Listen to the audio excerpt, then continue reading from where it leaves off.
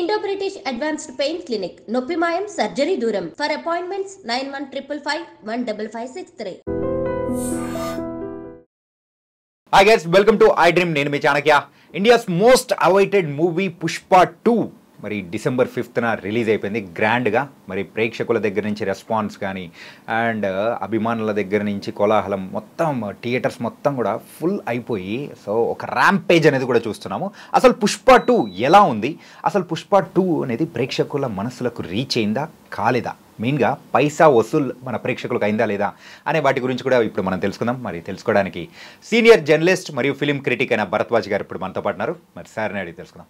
Sir hi sir, నమస్తే. నమస్తే sir, Pushpa 2 rampage అది థర్డ్ పార్ట్, కాకపోతే ఈ సెకండ్ పార్ట్లోనే ర్యాంపేజ్ చూపించినట్టు అనిపిస్తుంది. యాక్చువల్గా ఇది పార్ట్ 3 కోసం తీసినటువంటి పార్ట్ 2. ఓకే, 3 అంటే చాలా కాలం క్రితం ఒక టీజర్ వచ్చింది, వేర్ ఇస్ పుష్ప అని. అవును, అందులో పుష్ప మరణించాడు అని మొదలవుతుంది. అంటే ఒక ప్రాంతం అంతా దగ్ధం అవుతుంది, ఒక ఊరు తగలబడిపోతుంది. యా, తగలబడిపోయిన తర్వాత ఒక పులి 2 అడుగులు వెనక్కేస్తుంది.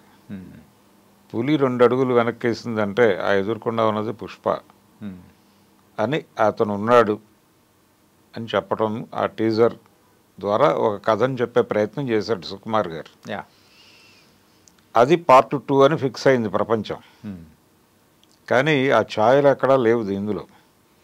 కారణం ఏంటంటే పార్ట్ 1కి వచ్చినటువంటి ఒక క్రిటికల్ రెస్పాన్స్ వచ్చింది, దానికి మిక్స్డ్ టాక్ వచ్చింది.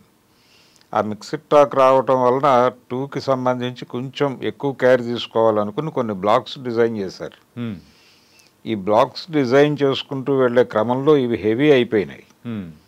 ఇవి హెవీ అయిపోయి వీటి వరకు ఒక భాగం చేసి ఒరిజినల్గా తీయాలనుకున్న పార్ట్ 2ని 3కి షిఫ్ట్ చేశారు. దాంతో అనివార్యంగా ఇప్పుడు 3వ భాగం తీయాల్సిన పరిస్థితి. కాబట్టి ఈ బ్లాక్స్ వరకు బాగా డిజైన్ చేసుకున్నారు. అంటే వాళ్ళు డిజైన్ చేసిన బ్లాక్స్ చూసి వాళ్ళే విపరీతంగా ప్రేమలో పడిపోయారు. సుకుమార్ కావచ్చు, అల్లు అర్జున్ కావచ్చు.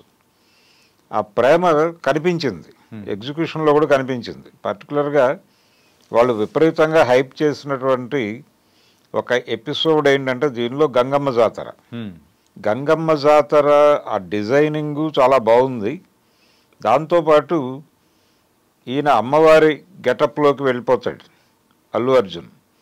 వెళ్ళిపోయిన తర్వాత మనకి ప్రభలు కట్టడం ఇలాంటివి ఉన్నాయి, ఒక కల్చర్ ఉంది మనకి. ఆ కల్చర్లో దానిలో డ్యాన్స్ చేసేవాళ్ళు, ఈ శక్తులుగా మారిపోయేటువంటి వాళ్ళు, వాళ్ళ బిహేవియర్ ఎలా ఉంటుంది, ఇదంతా విపరీతంగా స్టడీ చేసినట్టుగా అనిపించింది అక్కడ అల్లు అర్జున్ నటన చూస్తే. ఆ 20 నిమిషాలు చాలా అద్భుతంగా పెర్ఫామ్ చేశాడు తను. అంటే టోటల్గా పుష్పరాజు క్యారెక్టర్లోకి వెళ్ళిపోయాడు అతను. అంటే అల్లు అర్జున్ని పుష్పరాజుని పక్కపక్కన చూడలేని పరిస్థితి, పుష్పరాజుగా మారిపోయాడు. దీని ప్రభావంతో నెక్స్ట్ పిక్చర్ ఎలా ఉండబోతోంది అనేది, అంటే ఈ ప్రభావంతో ఆడియన్స్ నెక్స్ట్ పిక్చర్ ఆయన్ని మామూలు కథతో యాక్సెప్ట్ చేస్తారా అనేది డౌట్. అల్లూరి సీతారామరాజు సినిమా వచ్చిన తర్వాత కృష్ణ గారికి దాదాపు 7 ఫ్లాప్లు ఉన్నాయి. అంటే ప్రతి సినిమా కంపేర్ చేసుకుంటూ ఫ్లాప్ అయిపోయేది. పాడి పంటల సినిమా నిలబడింది. అలాంటి ఒక ప్రత్యేకత ఉంది ఈ సినిమాకి, పుష్ప 2కి పర్టికులర్గా. ఈ పుష్ప 2లో అల్లు అర్జున్ విశ్వరూప ప్రదర్శన చేశాడు నటుడిగా. కాకపోతే ఈ సినిమాలో ఉన్న ప్రాబ్లం ఏంటంటే ఏ బ్లాక్ ఆ బ్లాక్ బాగానే ఉంది. ఇన్ టోటల్ చూసినప్పుడు ఒక చిన్న ఇబ్బంది, ప్రేక్షకులకు ఎక్కడో వెలితి కొడుతూ ఉంటుంది. ఆ వెలితి కొట్టడానికి కారణం ఏంటంటే ఇది వాళ్ళు ఒరిజినల్గా అనుకున్నటువంటి పార్ట్ 2 కాకపోవడం. దాంతో ఆ వెలితితోనే ప్రేక్షకుడు బయటకు వస్తాడు. రెండోది, చివరిలో వచ్చేటువంటి సన్నివేశాలు, క్లైమాక్స్కి ముందు వచ్చేటువంటి సన్నివేశాలు కూడా కొంత గందరగోళాన్ని క్రియేట్ చేసినాయి. ఎందుకు వస్తున్నారు వీళ్ళు, వాళ్ళకి వీళ్ళకి ఏమన్నా పాత పగలున్నాయా, ఒక కిడ్నాప్ డ్రామా నడుస్తుంది. ఆ కిడ్నాప్ డ్రామాకి నేపథ్యం ఏమిటి అనేది ప్రాపర్గా ఎలివేట్ కాలేదు. ఆ ఎలివేట్ కాలేదు, కానీ దాని మీద విపరీతమైన హైప్ క్రియేట్ చేస్తూ సన్నివేశాలు దొర్లుకుంటూ వెళ్ళిపోతాయి. ఈ దొర్లుకుంటూ వెళ్ళే క్రమంలో ప్రేక్షకుడు అసలు ఎందుకు జరుగుతోంది ఇది అనుకుంటాడు. వీళ్ళ మధ్య ఏవైనా ఉన్నాయా ఘర్షణలు, పర్టికులర్గా ఆ కిడ్నాప్ అయ్యే క్యారెక్టర్కిను కిడ్నాప్ చేసేవాడికి మధ్య ఏమైనా గొడవ ఉందా అనేది ప్రాపర్గా ఎస్టాబ్లిష్ కాకపోవడం, సూచనప్రాయంగా కూడా చెప్పకపోవడం, ఇలాంటివి కొన్ని గ్యాప్స్ ఉన్నాయి. ఆ గ్యాప్స్ ఆడి బయటకు వచ్చేటువంటి ప్రేక్షకుడు మనసులో తొలుస్తూ ఉంటాయి. కానీ అభిమానులకు మాత్రం ఇది విందు భోజనమే. దీనిలో రాజకీయం ఉంది, రాజకీయ వ్యాపారం ఉంది, వ్యాపారమయమైపోయినటువంటి రాజకీయం ఉంది, అన్నీ కలిసి ఉన్నాయి సినిమాలో. ప్రతి క్యారెక్టర్ని ప్రత్యేకంగా డిజైన్ చేశారు. క్యారెక్టర్ డిజైనింగ్ మీద చాలా శ్రద్ధ పెట్టారు. ఒక టీం పనిచేసింది దానికి. జగపతి బాబు క్యారెక్టర్ కావచ్చు, ప్రతి క్యారెక్టర్ అది ఎలా ఉండాలి, ఇంతకుముందు ఆ నటుడు చేసినటువంటి ఇతర పాత్రల ప్రభావం ఎక్కడా లేకుండా చూసుకున్నారు. ఇక్కడైతే మెయిన్గా కొత్త జగపతి బాబు గారిని కూడా చూసినట్టు అనిపిస్తుంది. నిజమే అది. అంటే ప్రతి క్యారెక్టర్ని అలా డిజైన్ చేశారు. అయితే మనకి షకావత్ క్యారెక్టర్ దీనిలో కీలకం. ఒక రకంగా కొంత సినిమా మనకి ఒక వీడియో గేమ్ తరహాలో నడుస్తుంది, హైడ్ అండ్ సీక్ డ్రామా. అంటే ఇతని వ్యూహము అతని ప్రతి వ్యూహంగా నడుస్తుంది చాలా వరకు కథ. ఈగో క్లాష్, ఈ ఈగో క్లాష్ మధ్యకి రాజకీయం, ఈ రాజకీయానికి ఒక పునాది, ఆ పునాది మీద దెబ్బ కొట్టడానికి ఇతను చేసే ప్రయత్నం, ఆ ప్రయత్నాన్ని ఎలా పుష్ప అడ్డుకున్నాడు అనేది. ఈ హైడ్ అండ్ సీక్ గేమ్లో చాలా సీన్లు బాగానే డిజైన్ చేశాడు, కానీ డైరెక్టర్ గారు కొన్ని ప్రేక్షకులు ముందే ఊహించేవిగా ఉన్నాయి. అంటే పర్టిక్యులర్గా ఆ ఎర్రచందనాన్ని సరిహద్దులు దాటించేటువంటి సన్నివేశాలు, దాని మీద ఎక్కువ శ్రద్ధ పెట్టాడు. కానీ ఆడియన్స్కి అర్థమైపోతూనే ఉంటుంది. అంటే పుష్ప రూల్ అనేది టైటిల్ పెట్టారు, బాగానే ఉంది. పుష్పకి ఎదురు నిలబడేటువంటి ఒక బలమైనటువంటి విలన్ ఉండాలి కదా. ఆ విలన్ క్యారెక్టర్ని డిజైన్ చేయటంలో ఎక్కడో చిన్న తడబాటుకి లోనయ్యాడు డైరెక్టర్ గారు. అండ్ ఇంకోటి ఏంటంటే పుష్పరాజ్కి ఉన్న కాన్ఫ్లిక్ట్స్, ఎక్కువ మంది విలన్స్, అది కూడా ఒక చిన్న టైప్ ఆఫ్ కన్ఫ్యూజన్ తీసుకొచ్చే అవకాశాలు ఉంటాయంటారా? డెఫినెట్గా. అంటే టూ మెనీ విలన్స్ ఉన్నారు అక్కడ, సో మెనీ విలన్స్ ఉన్నారు. ఉండటం వలన ఒక్కొక్కళ్ళు ఒక్కొక్క యాంగిల్లో వ్యతిరేకిస్తూ ఉంటారు. కానీ ఎవరూ కూడా ప్రాపర్ విలన్గా, అంటే ఇతనితో పోటీ పడగలిగినటువంటి పరిస్థితిలో కనిపించరు. రెండోది, వాళ్ళ మధ్య టీజింగ్ నడుస్తూ ఉంటుంది విలన్స్ మధ్య.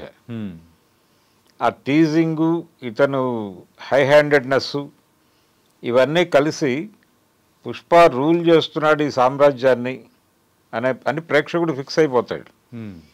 అతను ఒక అద్భుతమైనటువంటి వ్యూహం పన్నాడు ఇతన్ని కంట్రోల్ చేయటానికి అని కొన్ని సీన్స్ నడుస్తాయి షకావత్. కానీ ప్రేక్షకుడు దాంతో ఇన్వాల్వ్ అవడు. ఇతనేదో డ్రామా నడుపుతున్నాడు, కానీ పుష్ప 2 నిమిషాల్లో ఛేదించేస్తాడు ఇది అని ఆడియన్ ఫిక్స్ అయి ఉంటాడు. అదే జరుగుతుంది అక్కడ. ఇలా ప్రేక్షకులు ఊహించుకోవటానికి ఈ కన్వీనియంట్గా ఉండేటువంటి సన్నివేశాలు కల్పించడం అనేది కూడా దర్శకుడు ప్రాపర్ కేర్ తీసుకోలేదు అనటానికి ఉదాహరణ. ఆయన శ్రద్ధ అంతా కూడా ఈ బ్లాక్స్ మీద పెట్టేశాడు. ఆయన కొత్తగా ఉంటుంది అని ఫీల్ అయినటువంటి బ్లాక్స్ కొన్ని ఉన్నాయి, ఆ గంగమ్మ జాతర ఇలాంటివి. వాటి మీద ఎక్కువ శ్రద్ధ పెట్టారు, వాటి డిజైనింగ్ మీద ఎక్కువ శ్రద్ధ పెట్టారు, ఫోకస్ పెట్టారు. దాంతో వాటిని చెక్కటంతో అయిపోయింది ఆయనకి. కానీ ప్రేక్షకులు ఏమైపోతారు, థియేటర్లో కూర్చున్న అభిమానులు ఓకే, అభిమానులకి ఇది విందు భోజనమే. కానీ సాధారణ ప్రేక్షకుడు పరిస్థితి ఏమిటి? సాధారణ ప్రేక్షకుడు కూడా సినిమా మీద వీళ్ళు క్రియేట్ చేసినటువంటి హైప్ నుంచి 1000 రూపాయలు 1200 పెట్టి టికెట్లు కొనుక్కుని లోపలికి వెళ్ళారు.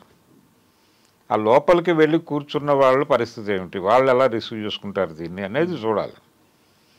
అక్కడ కొంత గందరగోళం అయితే ఉంది సినిమాలో. కానీ ప్రొడక్షన్ వాల్యూస్ కానీ నటనాపరమైనటువంటి విలువలు కానీ చాలా అద్భుతంగా ఉన్నాయి సినిమాలో. ప్రతి ఒక్క ఆర్టిస్టు, ప్రతి ఒక్కరూ చాలా బాగా పెర్ఫామ్ చేశారు. ఓకే, ప్రతి క్యారెక్టర్ నుంచి అద్భుతమైనటువంటి నటన రాబట్టుకోగలిగాడు ఆయన.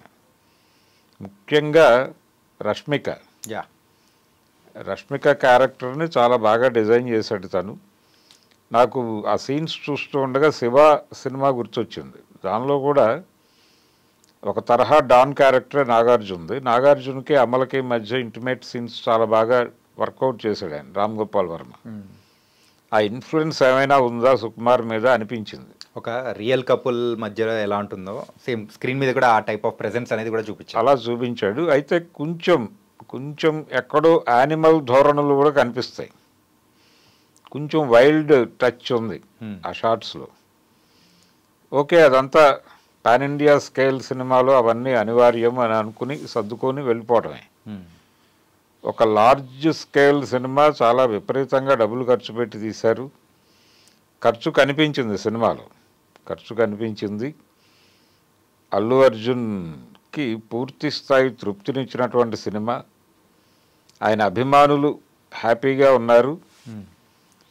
సాధారణ ప్రేక్షకుడికి సినిమా ఏ మేరకు ఎక్కుతుంది అనేది పక్కన పెడితే ఈ సినిమాకి సంబంధించి వాళ్ళు ఒక గోల్ పెట్టుకున్నారు, 2000 crore అనేది.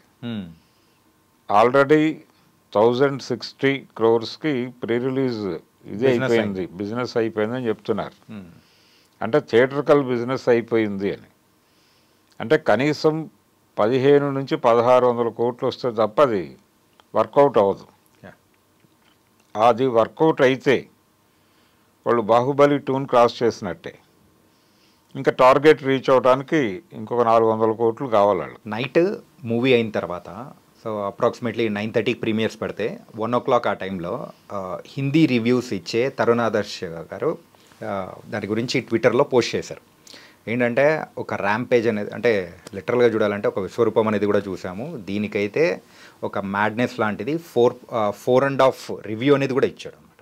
Out of 5 4.5.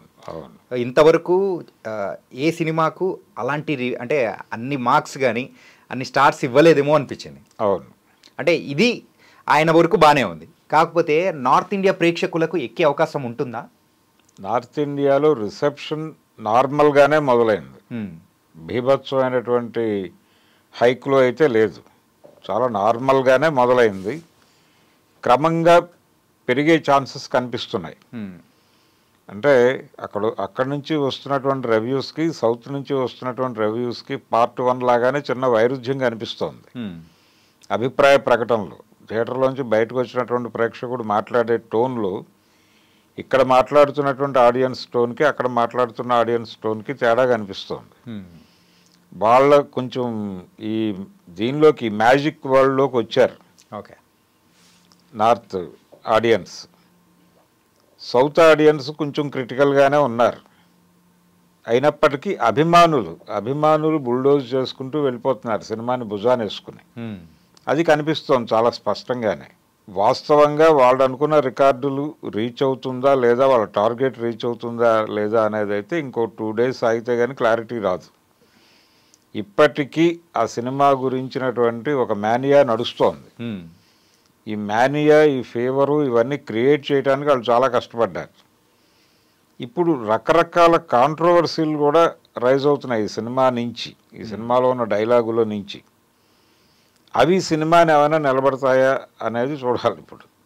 పర్టికులర్గా ఒక డైలాగ్, అంటే మెగా కాంపౌండ్కి అల్లు కాంపౌండ్కి మధ్య ఒక ఘర్షణ నడుస్తోంది. అది కొంచెం చల్లబరిచేటువంటి ప్రయత్నం అరవింద్ గారు చేశారు మొన్న ప్రీ రిలీజ్ ఈవెంట్లో. హైదరాబాద్లో జరిగిన ప్రీ రిలీజ్ ఈవెంట్లో ఆయన మగధీరా ప్రస్తావన తీసుకొచ్చి కొంత వాతావరణాన్ని చల్లబరిచే ప్రయత్నం చేశాడు. కానీ ఈ సినిమాలో ఒక డైలాగ్, బాస ఎవడికి బాసు, వాడికి, వాడి కొడుక్కి, వాడి తమ్ముడికి, అందరికీ కలిపి నేనే బాసు అంటాడు. ఇండస్ట్రీలో బాస్ అని ఎవరిని అంటారో అందరికీ తెలుసు.